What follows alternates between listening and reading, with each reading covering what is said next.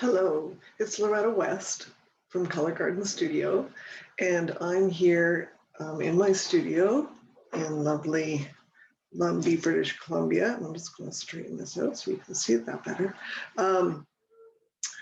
About to give you a Tangle Tuesday lesson on a Sunday because it didn't record for some reason last Tuesday, the live session I did with everyone. So this is special just for you. So today we're going to concentrate on feathers and abundance. The spring is about abundance, about waking up, and no matter what's going on in the human world, spring happens, the seasons happen. The earth does its thing. So this is a way to celebrate that.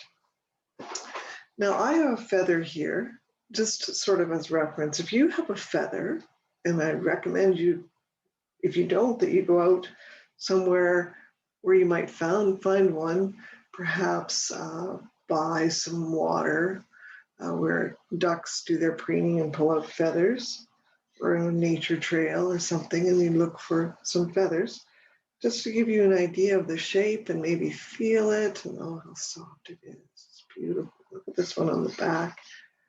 Oh, it has that iridescent. It's so beautiful. So just to give you an idea of where we're going, to give me an idea as well. So I'm going to start with a pencil. And today, actually, I should tell you what you need because that would be helpful, wouldn't it? I've just got your regular Zentangle pencil, which is an HB. And today I pulled out my Pitt pens because I like them. And I know a lot of Zentangle artists use Sakura, Micron, and PN pens and all that family, and they are terrific. But I also really like the Faber-Castell Pitt pens. They're also a great pen, so I'm using those today. So I'm doing, they don't have numbers, so this is F for fine.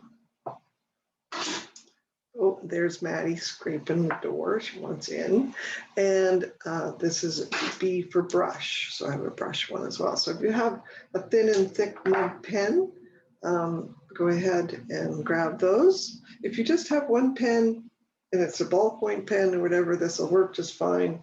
It'll be great with it. If you want to add color today, I've got some Sakura Koi watercoloring brush pens. So they've got a little brush tip right there in different colors. And if you don't want to add color, you don't have to. And then for a little bling, oh, here's Maddie. For a little bling, we've got a Deco Color Liquid Gold, if you really like this. And things you have to, it's extra fine tip, and you've got to really shake it up to get it going and press down on the nib sometimes. But it's a great pen for color, for adding a little bling, and they come in gold, I believe, and silver, and maybe pearl. Not sure. I haven't bought them for a while, so they probably come in more colors than they did before. So have a look out for that. I'm just going to turn the light on here so I can see.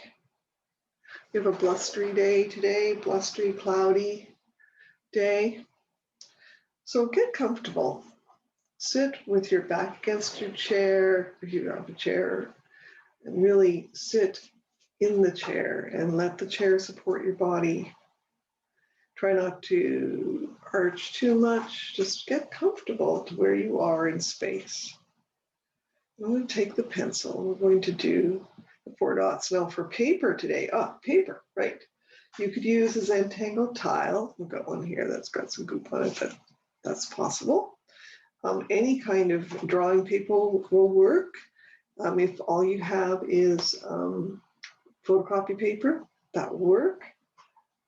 Probably not as great as other papers, but it'll be all right. Today I'm going to be using a Strathmore vellum 6-inch tile, 6-inch square, so that you can see what I'm doing. And so let's start. In each corner, you're going to put a dot.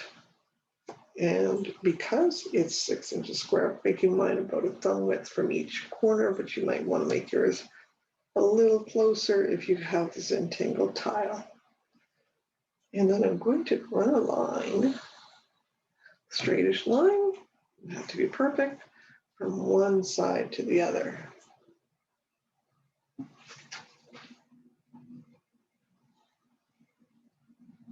Connect my dots. Ish. So you can see that there. So just give it a little bit there. Okay, that's better. All right. So if you want, you can decide what shape the quill, which is the center bit of the feather, is going to be. Is it going to be, an arc? Is it going to have a little S in it? You get to decide today what it's going to be. And if you want to do more than one of these, you can do one that's arced and one that's an S shape. You don't have to just do one. Okay, so I'm going to start down here in my lower left corner. I'm going to work like do an arc up to not quite the end. I'm leaving some space here. And then back down. I'm using my pencil. Just to begin with. You can use a pen if you're really confident today. And I'm utilizing this feather. I'm looking at it and I'm sort of getting its idea down. I'm going to do one more section. So I'm going to sort of split apart here. And Maddie down here is chewing something she shouldn't be chewing. Maddie, give it to me. Oh. She's chewing a feather. Isn't that lovely? Nice and soggy now. Oh, Labradors. Okay, so we're going to mimic this sort of shape. And we're going to leave space in between each one of these segments because we're going to do some fun things there. So I want to make sure you leave some space. And it kind of looks a little plant-like. Make it wavery. Quiet, Maddie, or you're going out. It's windy today, so she's kind of a little jittery.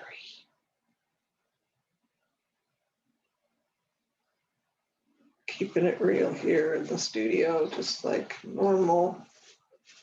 Dogs barking. And on the top, look a bit. And now she's got her head on my lap, staring up at me. I don't know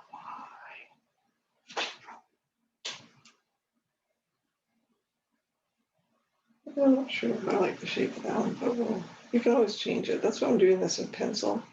It's like, okay, if I come along here and I find I don't like this shape, I can change it with my pen.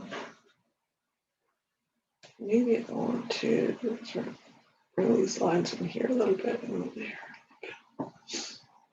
I'm just sort of playing around here. I'm not serious when it comes to art very much. I'm more of, let's play and see what happens. So there it is. And it's very free form, as you can see, and almost like it's moving in the wind. So if you can try to sort of get that going a little bit of movement by making your lines wavy and free, that's good. So give me a minute to do that.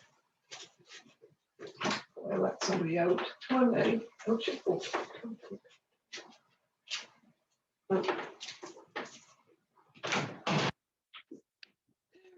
Okay, distraction gone. Well, that distraction. So I'm going to take my fine fur pen, which is the Faber-Castell black pit pen, and I'm going to restate or go over these lines. I'm going to go back over this line here. And while I'm doing that, I'm mindful of where I'm sitting, how I'm sitting in relation to what I'm working on. Trying to keep the weight on both sit bones, not trying to waver back and forth, wiggle waggle. And I'm going to go back over these lines I drew. And like I said before, if I don't like them, I can change them a little bit with the pen.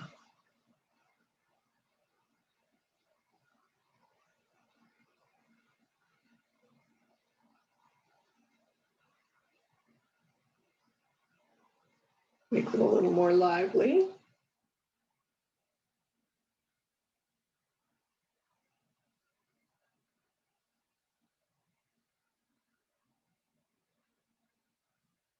That one I changed because it just looked too perfect. I don't want perfect here. This is nature. And sometimes nature has a lot of variability. I'm trying to depict that as best we can. So make things interesting. Many years ago, I took a college pottery class for 2 semesters, and I really enjoyed it. And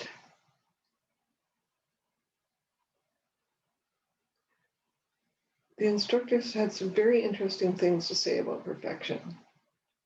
And one of the things he said, which I've never forgotten, he said, if a pot is close to perfection, as in no flaws at all, that people will enjoy it and appreciate it, but they won't really like it. That we like to see flaws in things because we're flawed, of course, we have our flaws. And so we can relate to the flaws in that particular piece of art. And so he said, don't make things too perfect. And I always thought that was a good advice. All right. So what am I going to do here? I'm going to give you ideas for filling in these sections. We won't do that whole thing because that takes a long time, but you'll do that on your own after. But I'm going to show you one tangle, and then if you'd like to put that in, put it in. If you have other tangles you think would look really great in there, go ahead. And if you want to do different types of tangles in each segment, go right ahead. This is your time.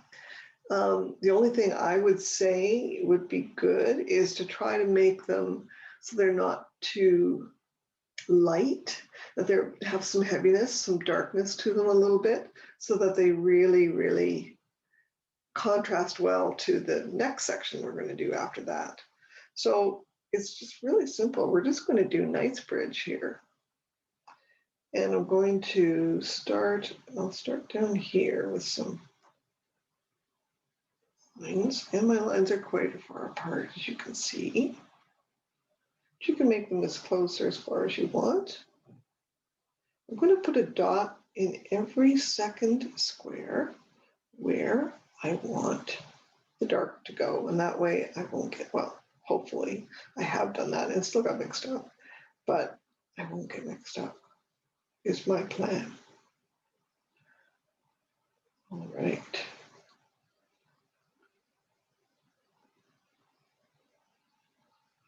So I hope that you are enjoying this spring and able to get outside, or maybe it's turning to fall where you are, and able to get out and enjoy warmer weather and maybe meet people on the street with your social distancing, of course, and whatever, but having conversations with other people besides your immediate bubble is very gratifying. Okay, so or maybe you've had your shot. Maybe you've had both your shots. In which case, bravo for you. I hope it makes a huge difference to your life. So again, do every second dot, or every second square, pardon me.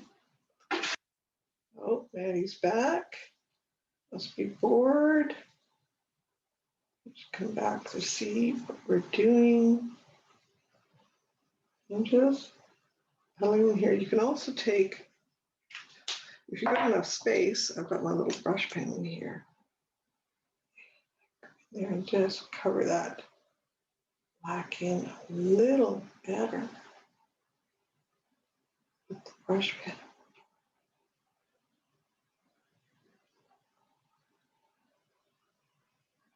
Oops, a little tight in there. Let's come back with this one. Let's get that little corner, neaten that up a little bit.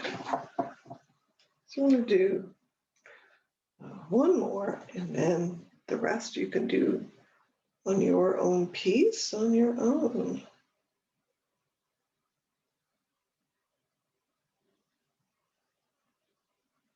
And I'm just going to give this a little wavy line in here, for interest's sake.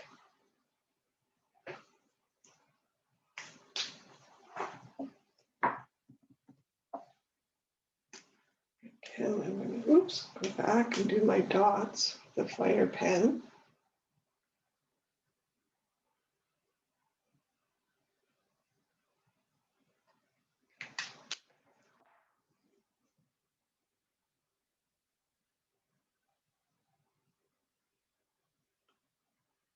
There we go.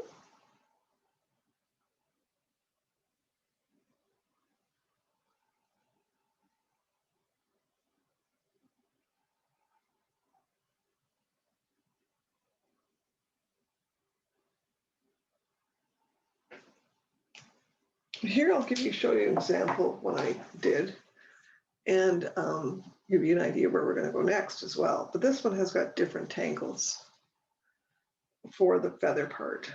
So that gives you an idea of what you can do. And we've got tipple in there and some frondus and shaddock and more Knightsbridge, and then a zigzaggy thing there and snail. So lots of different tangles that you could try in there. But we're just going to show you that for now. And then I'm going to take my fine pen. I'm just going to restate this top line a little bit. Go over it again. And over it again. Just a little bit beside that one.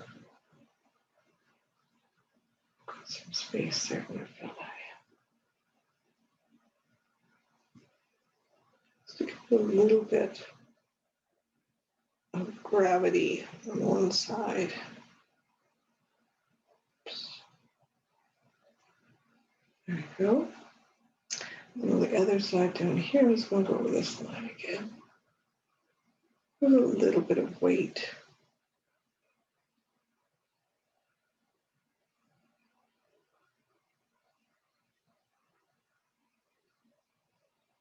All right. So then we have these spaces, and we could just do that. That's, you're happy with that. You don't want to do any more. You just want to fill in the positive. But I like to think about the negative space, which is that space around this object. So what I like to do is go in and add some tangles. So I've got a good space here. I'm going to do some poke root and poke leaf. So this is the poke root, which grows out in the eastern part of the world, specifically, certainly New England, where we lived for 5 years. Very beautiful bush, red berries. And then you can add a leaf, a poke leaf coming out this way. So just put a little cap on top, around, and this sort of Smurf head. That's what I call it. So I'm going to repeat that same one down over here. Oh, I've got a good space right here. So I'm going to repeat it down here. So I like to repeat things now and again.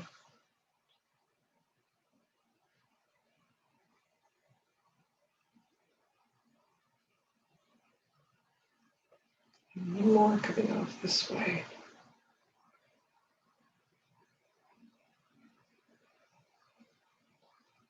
Okay. And then we're going to do some frondus, a little bit. So we're going to put that. Let's start it off here. So again, we're going to have this sort of a curvy line that way. And then coming off that are these little seed shapes.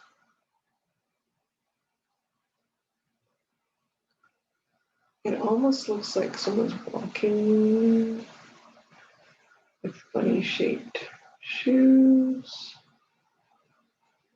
And on the stem, we're doing these little organic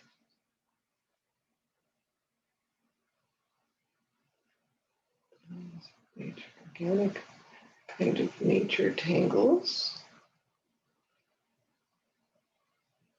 to fill in this space. Oh, that's a little close, but that's okay.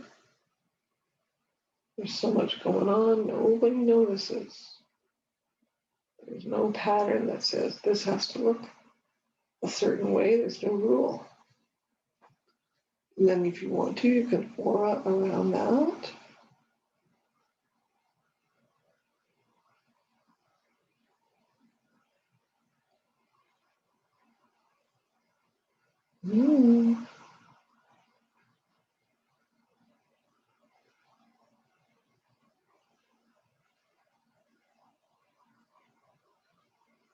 They're pretty poking out there. Just going to take this line and make it a little heavier. All right.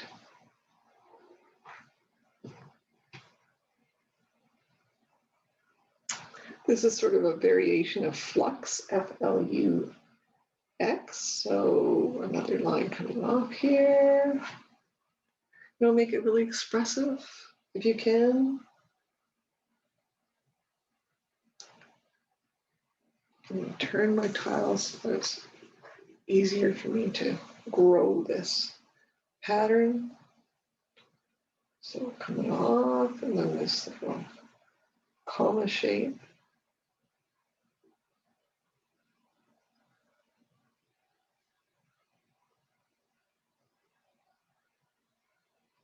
Just think about while you're doing this, you know, the abundance of spring, just how beautiful it is, and especially after the winter we've had, how welcome the new life is, the new abundance.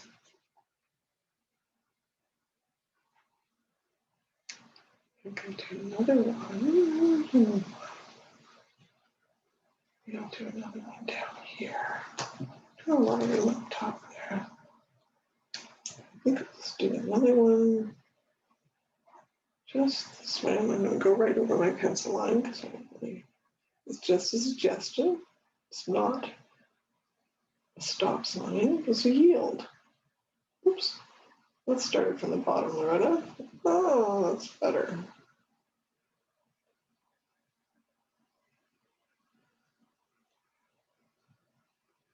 It's pairs of leaves coming off. Luca leaves. It's really beautiful. Then maybe I'm going to do some curly cues coming off there. And some dots coming down. Another one of those coming in here. Just that springness. And I think in here, this spot here, I'm going to slide in an inapod. Just like a little pea pod.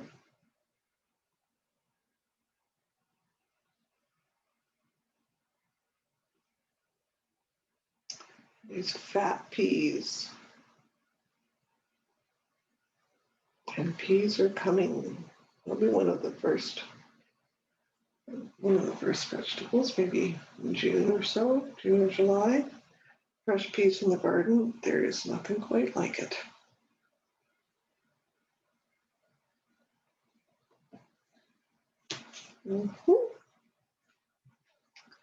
I'm looking at it, I'm thinking, what else can I do here? What else? Maybe we can do some flowers.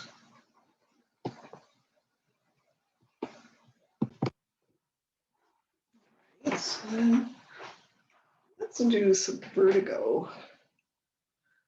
Lovely evergreen type. It's going to have a nice stem coming off this way, coming back like that, quite thick. And some shapes. You can make the shapes either square-ended or I'm doing them soft kind of seed shapes. And just like you would an evergreen bough. Coming off there, and there's Maddie again. She's, if anything, persistent.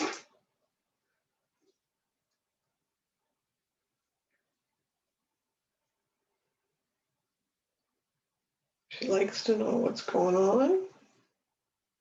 She likes to look under my drafting table, and because you can see right to the street, it's at doggy eye level, and see what's going on and bark wildly if somebody goes down the street, another dog particularly, and they don't have their hall pass. Then they get really barked at if she's never seen them before. She's kind of a watchdog when it comes to that. Now, it's interesting though, if she's out front, not on the balcony or not upstairs or not here, and she's out in front of the house, and somebody goes by with a dog, she won't make a noise. So she might be a chicken. I don't know. As long as I got the house to protect me, and I got to protect the inside of the house, I'm noisy, otherwise I'm not. Let me show you where the silver is and the tools and all that. Let me direct you and lick your face.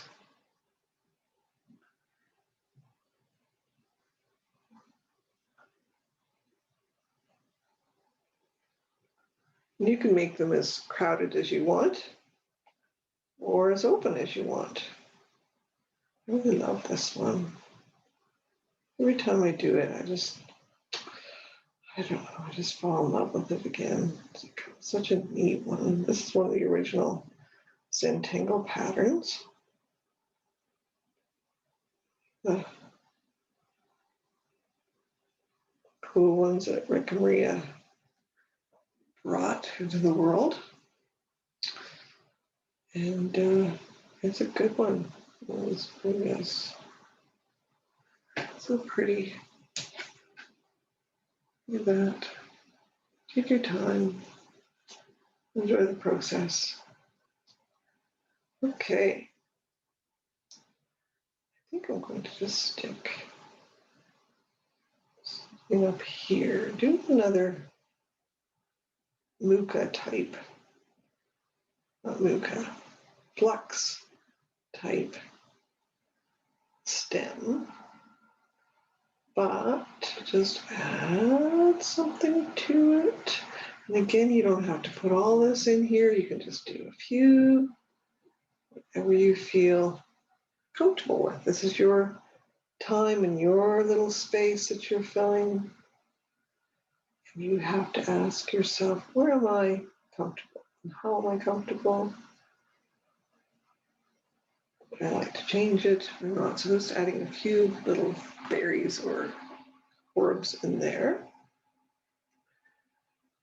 And then maybe some, coming up, this is a good one. So let's see, this one here.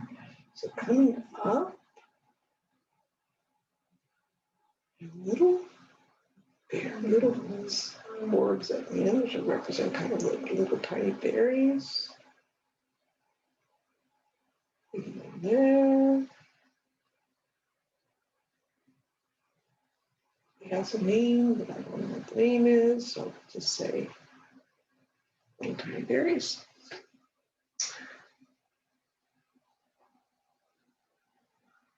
That's the nice thing about growing older. You can forget stuff and it's all right. So you don't have, nobody makes you remember anymore. So I'm just going to do a few curly curves there, and I'm going to come around and sort of weight this line here a little bit. Give it a little weight.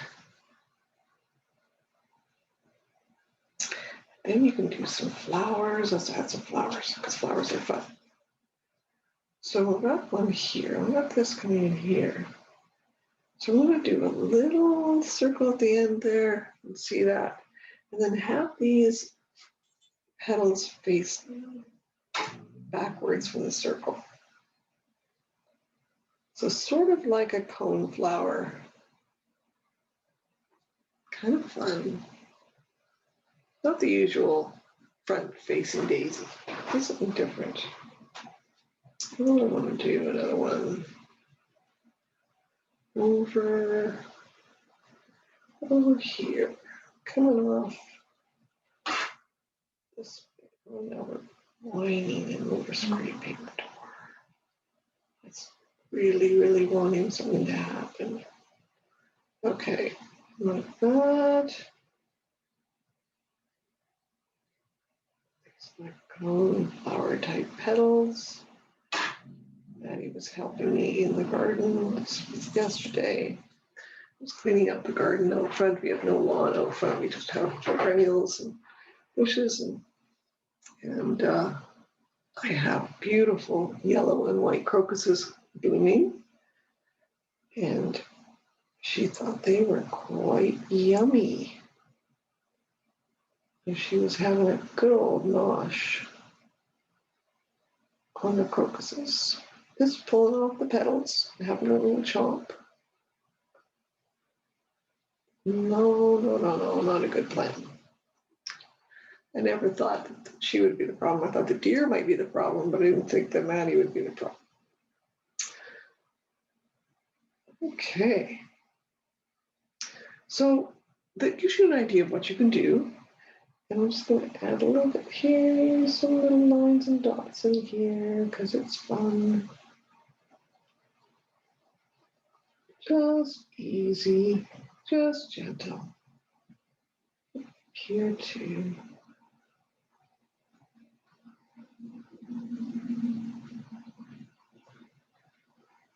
Here we go. And I'm going to give you an idea. Let's do a little coloring here before we end the session. Oh, let's see. I'm thinking, what color do I want? I think I would have chosen that beforehand, but I didn't. I don't want anything too bright, and I don't want anything too garish. I'm thinking of this. Funny tip. It's kind of funny tip. But where it is got white, I'm just going to do this blue. And I might mix it up. About this other turquoisey blue. I'm just going to have that little accent here.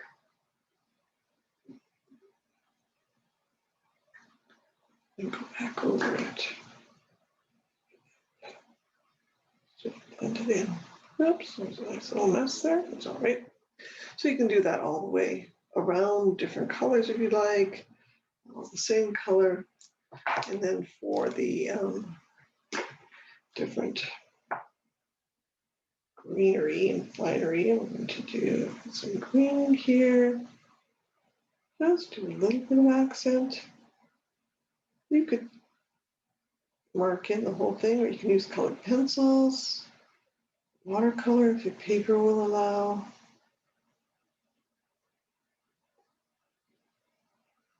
Just doing a little bit of suggestion of color. I'm not doing the whole thing, but there, just to sort of give it a tint.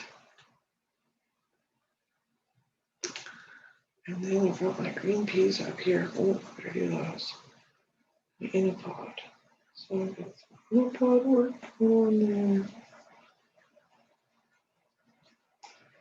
I'm just going to do one side a little bit, not inside, just give it a little shine. So I'll be leaving a little space right there. Whoops. Green peas. I'm going to take my darker green. Let me just do a little bit of shading there with the darker green. I've got some red things here. I love adding red to things. Just a little red does an amazing thing. So we do a little red right there and that. It just draws the eye. It really does.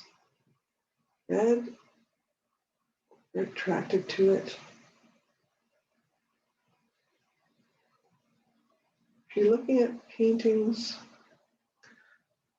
look to see where they put their red. If they have red. Most good paintings have a little tiny bit of red in it. And then I've got some here. Oopsie. Daisies. Coneflowers.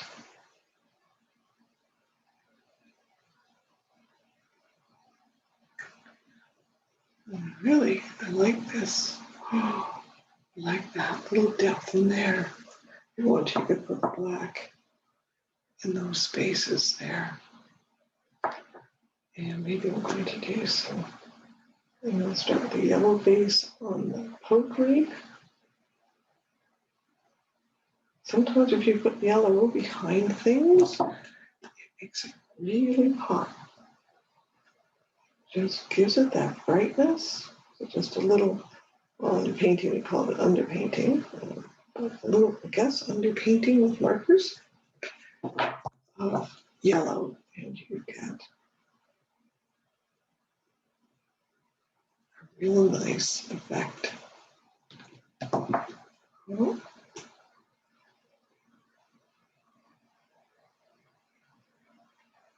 good thing Maddie's not here. New dog just went by. With all the new people in our area, because BC's having a little housing boom, people are buying houses like crazy. So that's true. We live in a little village as well. They're moving from the city, and they're bringing all these dogs. I mean, it's nice to see it. You know, meeting people on the street, new people, it's lovely. It's just lovely to meet new people. And let's see. I could go really crazy with the red on this one. But I think what I'm going to do is I'm going to do a little bit of green. You know, the old berries may not be ripe. My green, and I have this red. I believe that's right. Just do a little bit of red. Mix that in there. Not a lot. I don't want it to overpower everything. Just a little bit there. And maybe go back to the green and kind of mush it together. And then I've got some darker red in here. Down there, shadow. Okay. And then if you want to, so you can color the whole thing in just to your heart's desire. And if you'd like to, you can. Of course, you can never find a tortilla when I need it. And I didn't bring it out before. So there we go. Oh, here it is. Oh, okay, I got one. So you can go in and maybe some of these stems, a little shading here. So let's go right over the marker. If you colored it, shade over top. You can go in on the sides of this. Oops, just using the pencil on its side. Just shade that. Give it some depth. Maybe a stem that you have, you can give it a little bit of shade. Just give it some depth and some liveliness. And then, let's see what else do I have here. I'm going to do some of this, that. Where else can I put this? Maybe some shading here over top of where it goes in. Just very lightly.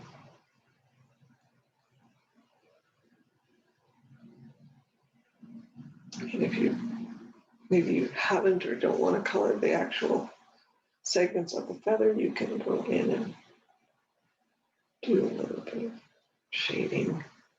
And here I'm shading right over the marker. So you can use graphite over marker or colored pencil over marker very easily. It just gives it a depth that I didn't have before. So let's show you when I did finish. So there's two. The one I showed you before, I'm going to put this to the side. And this is one that I had started in the previous class on the Tuesday that didn't record. And I did have the segments done with tangles, or I started doing it, but I wasn't happy with it. And so I kind of overdid it. And so then I thought, what am I going to do? I don't want to stop. I don't want to throw it out. So I took my brush pen and I went over with a dark brush pen, and you can see it. And then I took a finer pen and did little marks on the end. And then I took a white gel roll. So this is a jelly roll. This is a Uniball Signal white. You can also use a white jelly roll. Right here, both gel pens. And I went in and I put white dots in there because I thought the black was too black. And then I colored in the different flowers, so you can see different flowers here. Give you an idea about color. So there you have it. That's the end of this. And also here you can see where I did a little stitching with the stem of the or the quill coming out and going out there, and my chop. So if you wanted to do this, this is pretty simple to do. Let's get you a piece of paper here. I have a piece of paper right here. So let me just show you that quickly before I go and make dinner. So you have your stem coming down like that, and you just do a little quasi circle, and then you have it continue on the other side, and you do another little quasi circle. So there you have an in and out, and then you can, this probably has a special name that I don't remember. You can do this, black in these two little half moon shapes. And then you can go in with your pencil and do some shading. Cool. It's a new party trick that you didn't know you had. So that's it for today. And I will see you on Tangle Tuesday next week. If you would like to have the Zoom link, please contact me, Loretta West.